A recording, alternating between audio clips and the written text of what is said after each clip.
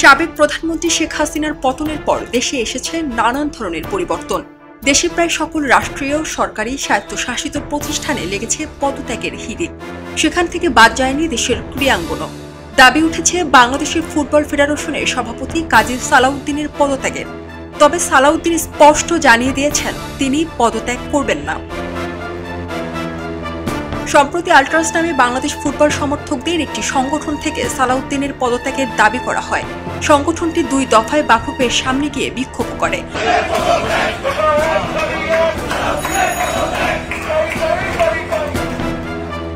বাফুফে সভাপতি ছাড়াও মাহফুজা আক্তার কিরণ ও সিনিয়র সহ সভাপতি সালাম মুর্শিদিরও পদত্যাগ চেয়েছিল সংগঠনটি। ইতিমধ্যে পদত্যাগ করেছেন সালাম মুর্শিদি। তবে কোনোভাবেই পদত্যাগ করতে রাজি নন সালাউদ্দিন।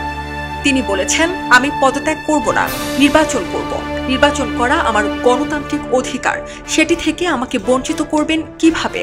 অন্তর্বর্তীকালীন সরকার পদত্যাগ করতে বললে আমি ভেবে দেখতাম, কিন্তু কোথা থেকে কিছু ছেলে পেলে আমাকে হুমকি দেবে এটা মেনে নেওয়া যায় না।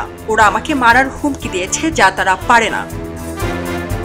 ফুটবল আল্ট্রাসের ফুটবলে অবদান কি প্রশ্ন তুলেছেন কাজী সালাউদ্দিন। তিনি বলেছেন, ওরা কারা, ফুটবলে ওদের কি অবদান রয়েছে, ফুটবলের জন্য ওরা কি বা করেছে।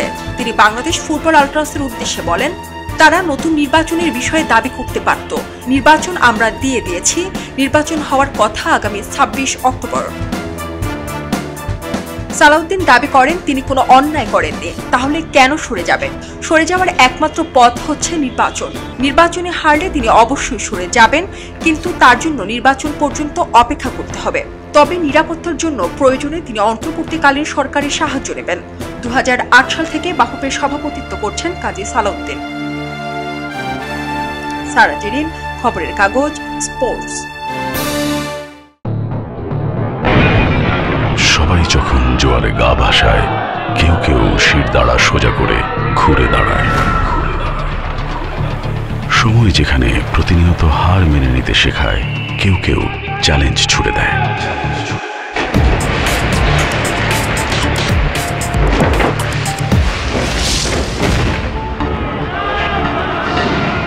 পক্ষপাতের ভিড়ে আজ থেকে কোনো পক্ষ নয়, খবর হবে নিরপেক্ষ।